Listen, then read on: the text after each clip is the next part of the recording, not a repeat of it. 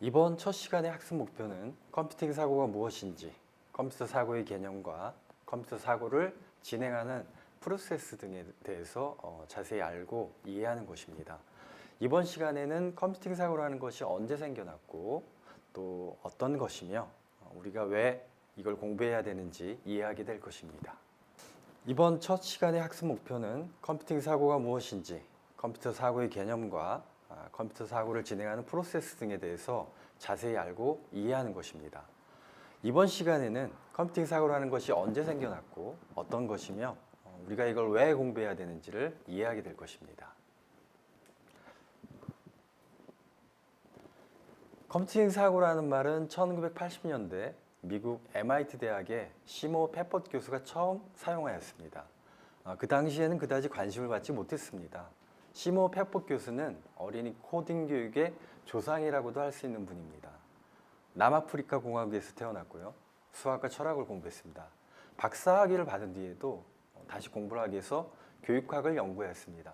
그러던 중에 컴퓨터 교육에 관심을 갖게 된 거죠. 지금 전 세계적으로 가장 많이 사용하고 있는 블록 코딩 방식의 스크래치라는 프로그램이 있습니다. 현재 우리나라에서도 초중고등학교에서 많이 사용되고 있습니다. 이 스크래치의 원조격인 로고라는 코딩 교육 프로그램을 만드신 분이 시모 페퍼 교수입니다.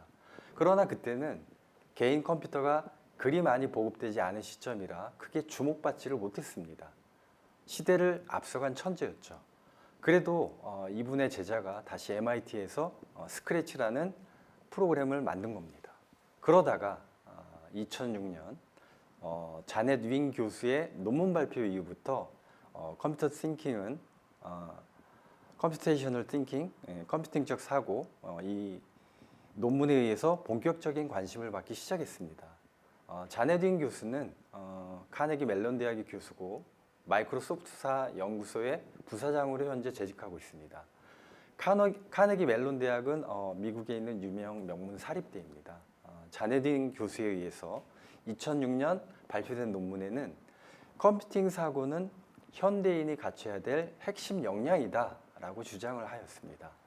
자, 그럼 컴퓨팅 사고라고 여러분은 들어보셨나요? 컴퓨팅 사고라고 하면 여러분은 뭐가 떠오르나요? 혹시 컴퓨팅 사고하면 컴퓨터처럼 뭔가 생각하는 거 아닐까? 라고 생각하셨나요? 네, 그렇게 생각하셨다면 많이 맞게 생각하고 계신 겁니다. 컴퓨터는 영어로 컴퓨터라는 단어에서 시작했습니다. 계산하다 라는 의미로 만들어진 말입니다. 컴퓨터는 결국 일종의 계산기가 되겠죠. 자, 우리가 계산기라는 말을 표현할 때 평소 calculation이라는 말을 많이 씁니다. 그래서 계산기는 컴퓨터가 아니라 calculation이 아닌가라고 생각할 수도 있는데요. calculation이라는 것은 수학적 공식, 더하기, 빼기, 나누기, 곱하기 같은 어떤 공식에 의해서 계산하는 것을 말하고요. 이 컴퓨터라는 개념은 뭔가 알고리즘에 의해서 복잡한 문제를 계산해낼 때 쓰는 용어였습니다. 그래서 우리가 배우려고 하는 컴퓨테이셔널 띵킹의 컴퓨테이셔널은 결국 컴퓨터가 문제를 해결하는 방식처럼 생각한다 라는 게 되겠습니다. 우리는 이 컴퓨팅적 사고를 뭔가 문제가 발생했을 때 그 문제에 대입해서 문제를 해결하는 도구로 활용하고자 하는 것입니다. 컴퓨팅 사고는 현대적인 이름을 갖고 있지만 사실은 아주 오래된 지혜입니다. 컴퓨팅 사고는 컴퓨터가 만들어낸 사고가 아닙니다.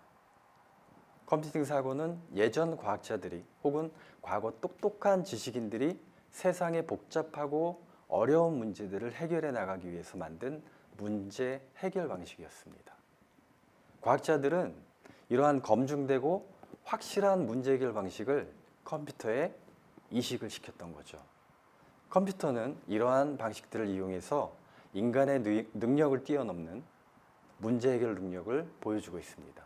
그래서 그 컴퓨터의 문제 해결 능력을 거꾸로 사람들이 배우려고 하는 것입니다. 자, 그럼 컴퓨터에 사람들이 새겨놓은 지혜와 사고는 어떻게 만들어졌을까요?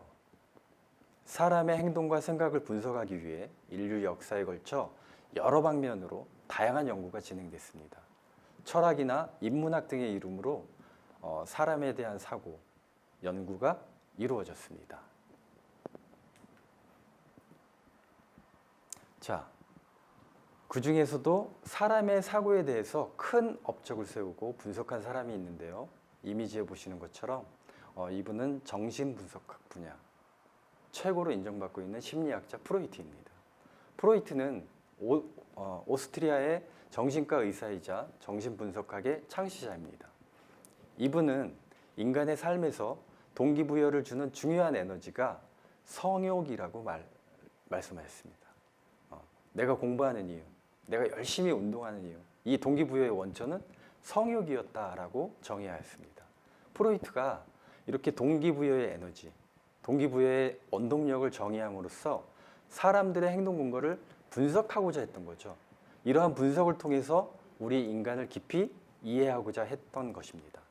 프로이트는 인간의 행동이 합리적으로만 이루어지는 것이 아니라 마음 깊숙한 곳에 숨어있는 무의식이 우리의 행동과 정서를 규정한다고 단언했습니다. 그 무의식 속에 감춰진 성적인 욕망이 스스로를 지배한다고 했습니다. 프로이트가 사람들의 심리를 연구한 건 지금으로부터 100년 전의 얘기입니다. 지금 달라졌을까요? 지금 여러분의 무의식 속에는 뭐가 있을까요? 여러분의 행동의 원천, 동기부여의 원천은 무엇인가요? 성욕인가요? 혹시 돈 아닌가요? 자, 이렇게 인간의 삶에 동기부여를 주는 에너지를 분석하고 정의하려 했던 또 다른 이유는 사람들의 사고 패턴을 읽고자 했기 때문입니다. 패턴. 인간 이상의 좋은 컴퓨터를 만들기 위해 컴퓨터 과학자들은 이렇게 다양한 학문을 학습하고 지혜를 모아서 컴퓨터를 만든 것입니다. 인간과 컴퓨터는 어떻게 다를까요? 컴퓨터는 인간처럼 자력으로 생각하는 생명체가 아닙니다. 오로지 사람이 만든 환경에서 주어진 조건에 의해서만 사고하게 됩니다. 컴퓨터가 하는 사고라는 것은 철저히 사람에 의해서 인공적으로 만들어지고 훈련된 환경 내에서만 이루어지게 되어 있습니다. 그리고 컴퓨터는 사람과 다르게 다양성이 용인되지 않습니다. 모든 컴퓨터는 동일한 문제에 동일한 답을 내놓기 마련입니다. 이것이 인간과 컴퓨터 사고의 가장 큰 차이점이라고 할 수 있습니다. 자, 세상의 모든 컴퓨터는 주어진 문제에 대해서 동일한 결과값을 내놓습니다. 만약 컴퓨터 중에 다른 값을 내놓는 컴퓨터가 있다면 우리는 이 컴퓨터한테 고장났어 라고 표현합니다. 하지만 오늘날의 컴퓨터는 인공지능이라는 그 영역에 컴퓨터가 놓이게 되면서 이 부분에 대한 경계 역시 약간은 모호해진 것이 사실입니다. 앞서 언급한 동일한 문제에 동일한 결과값을 내놓는 것. 컴퓨터의 어원인 계산기에 충실한 기능입니다. 하지만 생명체가 가지고 있는 지능이라는 의미가 부여된 인공지능 컴퓨터는 주어진 데이터에 의한 자기학습 능력에 따라서 얼마든지 다양한 결과값을 내놓을 수가 있습니다. 자, 컴퓨터가 문제를 처리하는 과정, 문제를 처리하는 사고방법, 뭘까요? 우리 삶의 문제 해결의 연속, 어떤 선택의 연속, 이런 순간들이 참 많습니다. 수많은 문제들 우리는 만나고 해결해 나갑니다. 어릴 땐 부모님의 도움을 받고 친구의 도움을 받고 선생님의 도움으로 문제를 해결해 나갑니다.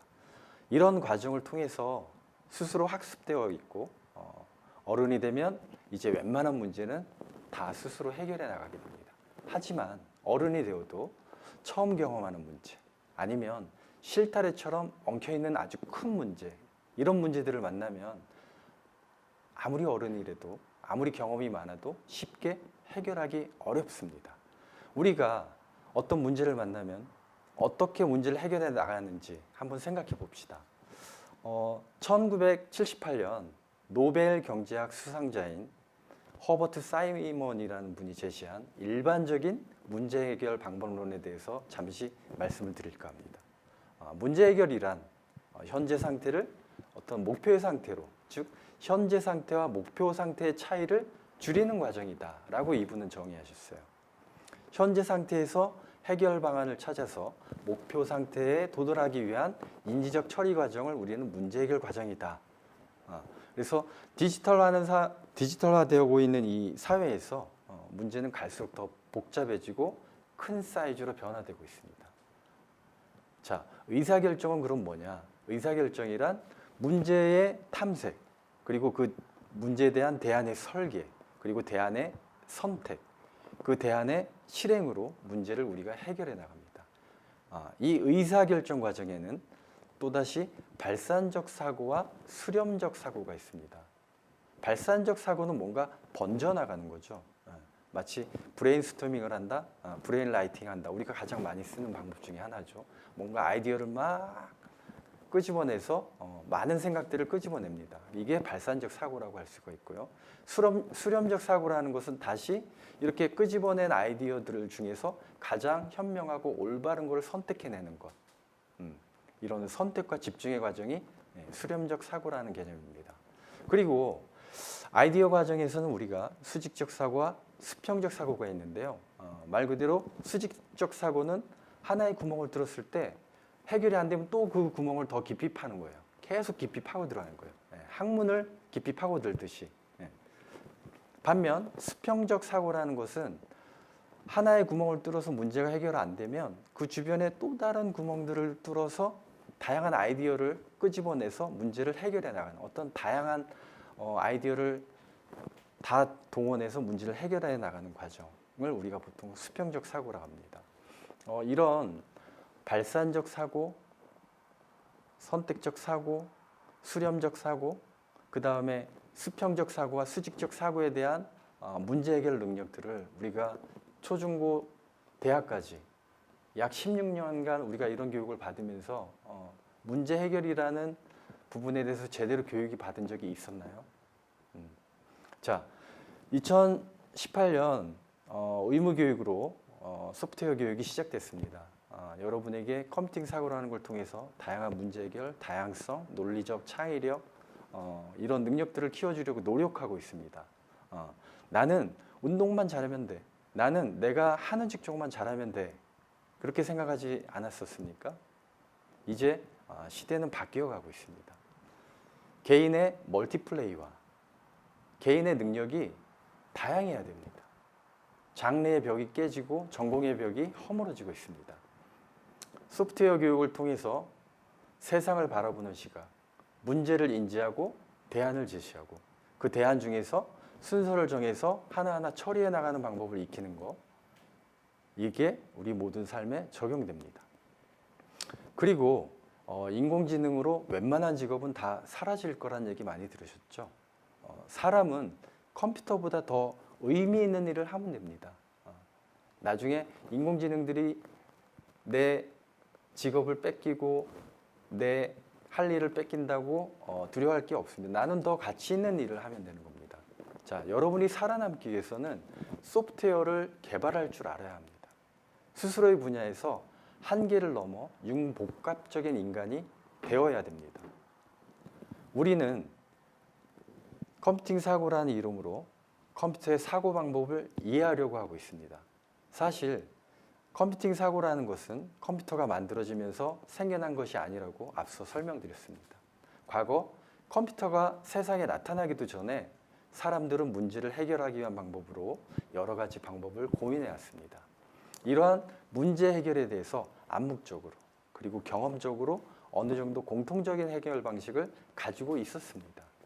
어렵고 힘든 문제일수록 문제를 잘게 나누고 각각에 대해서 해결책을 고민하고 이 작은 문제들의 해결책을 찾고 나면 이를 합쳐서 전체 큰 문제를 해결했습니다. 또는 문제를 한쪽 면에서만 보는 것이 아니라 여러 각도로 살펴보는 방식, 돌려도 보고 거꾸로 뒤집어도 보는 여러 가지 방법들을 가지고 있었습니다. 그리고 그렇게 만들어진 해법 중에서 컴퓨터에 가장 잘 어울리는 방식이 지금의 컴퓨팅 사고 방식이 된 것입니다. 자, 지금 화면에 보시는 것처럼 뭔가 범죄 현장을 수사하고 있는데요. 컴퓨팅 사고는 이 범죄 현장의 수사 과정과 비슷합니다. 범죄 현장에서 어떤 단서가 될 만한 증거품은 하나하나 우리가 번호를 매겨서 각각에 대해서 분석을 합니다. 증거에 대한 번호를 붙이고 각각이 가지고 있는 의미를 따로따로 분석합니다. 주변에 버려진 담배꽁초에서 사람의 DNA를 얻어내고요. 발자국, 지문 등의 정보를 찾아냅니다. 이렇게 주변 증거물들을 각기 다르게 분석합니다. 때로는 몇 개의 증거들을 묶어서 하나의 어떤 결과로 만들기도 합니다. 그리고 이렇게 분석된 의미와 내용 전체를 하나로 합쳐서 사건을 해결해 나갑니다. 이러한 방식은 우리가 앞으로 배울 컴퓨팅 사고의 방식과 거의 동일합니다. 이것은 컴퓨터가 가르쳐 준 게 아니라 사람들의 경험을 바탕으로 조금씩 보완되면서 지금까지 만들어져 온 방식입니다. 자, 그동안 사람들의 삶의 방식과 문제 해결 방식을 컴퓨터에게 빌려주었던 것이고 지금은 다시 그 방식을 우리가 배우려고 하는 겁니다. 컴퓨팅 사고는 다른 분야의 학문을 초월하고 있습니다. 컴퓨팅 사고가 다른 분야에 미치는 영향은 아주 큽니다. 컴퓨터의 기계학습이 기존의 통계학을 바꾸고 있습니다. 이 통계학자는 컴퓨터를 모르고서는 현대 통계를 따라가기가 힘듭니다. 빅데이터라는 말 많이 들으셨죠? 자, 오히려 컴퓨터 공학자는 컴퓨터를 이용해서 통계를 자유롭게 다루고 있습니다. 오늘날 기업의 통계 관련 부서는 통계학자를 고용하는 것이 아니라 컴퓨터 공학자를 채용하고 있습니다. 그 정도로 컴퓨터를 잘 다루고 활용할 줄 알아야 되는 그런 세상을 우리가 살고 있습니다. 자, 생물학도 마찬가지예요. 컴퓨터 공학자들은 데이터를 뒤져서 패턴을 찾아냅니다. 컴퓨팅적 어떤 추상화 작업을 통해서 단백질의 구조를 추상화해서 그 기능에 대한 이해를 넓히고 있습니다. 자, 이처럼 다양한 분야의 학문을 컴퓨팅적 사고를 통해서 우리는 발전시켜 나가고 있습니다. 컴퓨팅적 방법론은 컴퓨터에서 일방적으로 행해지고 있는 여러 가지 문제 해결 기법이 이처럼 다양한 학문에 도움이 된다는 것입니다. 디자이너도, 예술가도, 프로그래머도 프로그래밍 모르고서는 살아남기 어려운 세상이 되고 있습니다. 자신의 상상의 영역을 넓히기 위해서는 컴퓨터를 활용해서 더 큰 문제를 해결해서 현실화할 수 있기 때문입니다. 컴퓨팅 사고의 핵심은 프로그래밍이 아니라 개념화에 있습니다. 단순히 프로그래밍을 잘하는, 코딩을 잘하는 게 아니라 여러 단계의 추상화를 통해서 사고하는 것. 역으로 추상화를 잘하는 사람들이 오히려 프로그래밍을 잘하게 됩니다.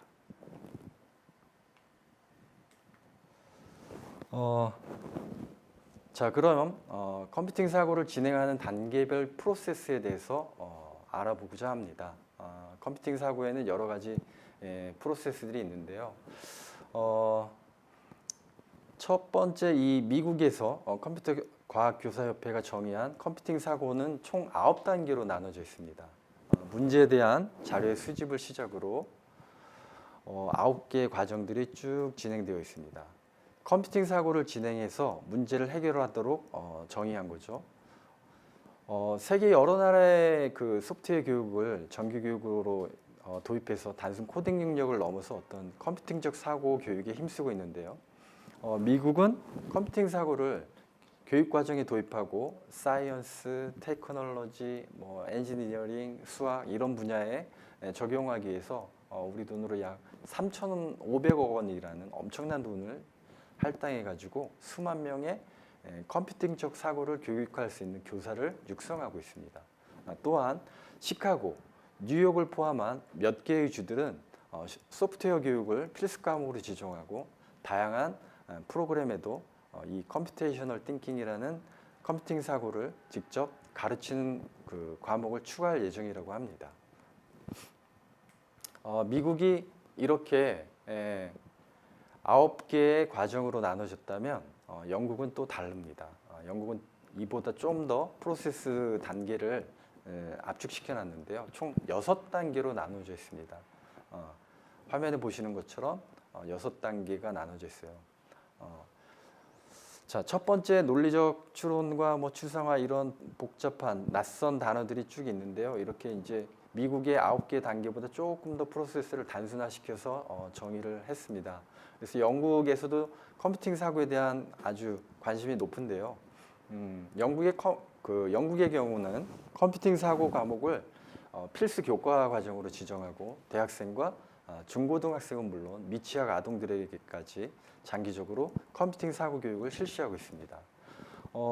우리나라도 미국과 영국의 사례를 참조해서 초중고등학교에서 소프트웨어 교육을 도입하고 있습니다.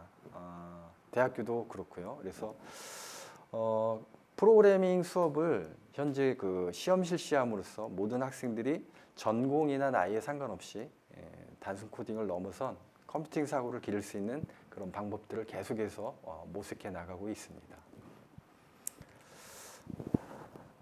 자, 앞서 미국의 9가지 프로세스와 영국의 6가지 프로세스를 제가 구체적으로 설명하지 않고 대략적으로 설명을 드렸는데요. 왜 그랬냐면 최근에 구글이 일반에게 컴퓨팅 사고의 4단계 프로세스를 발표를 했습니다. 그래서 좀 더 단순화됐고 또 일반인들이 사용하기 편리하게 세팅한 프로세스가 되겠습니다. 이 컴퓨팅 사고의 프로세스는 어떤 집단에 따라서 나름의 응용으로 계속해서 진화하고 있습니다. 그래서 미국이 됐건 영국이 됐건 구글이 됐건 또 우리 한국은 한국의 실정에 맞는 프로세스로 과정을 만들어서 문제 해결 과정을 만들면 될 것입니다. 자, 첫 번째 분해 과정이라는 게 있습니다. 분해. 그래서 아주 커다란 문제를 해결하기 쉬운 덩어리, 아주 작은 덩어리 단위로 잘게 나누어서 분해하는 과정입니다. 문제를 나누어서 각각의 조각을 확인하거나 어떻게 문제를 나누면 될지에 대해서 생각하는 과정입니다. 그리고 이 커다란 문제를 세분화해서 잘게 쪼개 놓으면 해결 가능한 문제로 만들 수 있기 때문입니다. 자, 두 번째는 패턴 인식이라는 이 패턴 인식은 어떤 예측이나 통찰을 위해서 조각 하나하나, 잘게 부숴놓은 조각 하나하나의 유사점과 차이점을 찾아내는 과정입니다. 패턴이란 말은 반복적으로 일어나는 것들이죠. 그래서 뭔가 그 안에서 유사한 것, 뭔가 다른 거를 찾아내서 문제를 좀 더 해결하기 쉽게 해나가는 과정입니다. 세 번째로 추상화라는 말이 있는데 이게 좀 어렵습니다. 추상화라는 말. 그래서 단순화라고도 말할 수 있습니다. 이 과정에서는 앞에서 찾아낸 패턴들을 만들어낸 원리를 찾아내는 과정입니다. 왜 이런 패턴이 생겨났지? 왜 이게 반복되지? 그 원리를 찾아내서 해결해 나가는 과정입니다. 그리고 마지막 네 번째는 알고리즘입니다. 알고리즘을 설계하는 단계인데 이거는 유사한 문제들을 해결하기 위한 어떤 절차적인 명령 과정을 우리가 만들어가는 것입니다. 이렇게 최근 4단계로 단순화된 컴퓨팅 사고의 문제 해결을 위한 4단계를 알아봤습니다. 이번 강의는 첫 강의이기 때문에 컴퓨팅적 사고가 이 4단계 프로세스를 통해서 어떤 문제를 해결해 나가는구나 라는 대략적인 개념만 이해하시면 될 것 같고요. 다음 강의에서 이 프로세스에 대한 보다 심층적인 이야기를 하고자 합니다. 컴퓨팅 사고라는 새로운 창의적 사고의 방법으로 많은 사람들이 주목을 받고 있습니다. 많은 나라들이 소프트웨어 교육을 실시하는 것은 국민을 단지 컴퓨터 코딩을 능숙하게 다루는 것이 아니라 프로그래머를 만들려고 하는 것이 아니라 국민 모두가 모든 분야의 문제를 새로운 방향으로 생각하고 수월하게 해결할 수 있도록 돕고자 하기 때문입니다. 컴퓨팅 사고는 컴퓨터를 잘 다루는 사람, 프로그래머 같이 뭐 이런 분들에게 필요할 거라고 생각하면 안 됩니다. 컴퓨팅 사고는 오늘날 경제 분야, 문화예술, 뭐 정치, 종교 이런 모든 분야에서 필요한 사고입니다. 우리 일반인들도 지갑을 잃어버렸다거나 어떤 밀린 과제가 있을 때 어떤 우선순위를 결정할 때 이런 실생활에서 여러 가지 문제들을 만나게 됩니다. 그런 문제들을 해결할 수 있는 실용적인 방법론이라고 할 수 있습니다. 컴퓨터의 문제 해결 방식과 같이 가장 처음 문제가 발생했을 때는 문제를 파악하고 구조한 후에 그에 맞는 알고리즘을 도입해서 단계별로 문제를 해결해 나간다면 컴퓨팅적 사고로 문제를 해결했다고 할 수 있습니다. 자, 예를 들어서 열쇠를 잃어버린 경우, 열쇠를 잃어버렸을 때 가장 마지막에 기억나는 시점을 찾아내는 거죠. 그 시점으로 돌아가서 내 동선을 파악해서 찾아 나가는 거죠. 시점별로 장소를 찾아서 한 단계 한 단계 찾아 나서면 찾게 됐겠죠. 만약에 그래도 열쇠를 못 찾는다면 우리는 마지막으로 할 수 있는 방법은 뭡니까?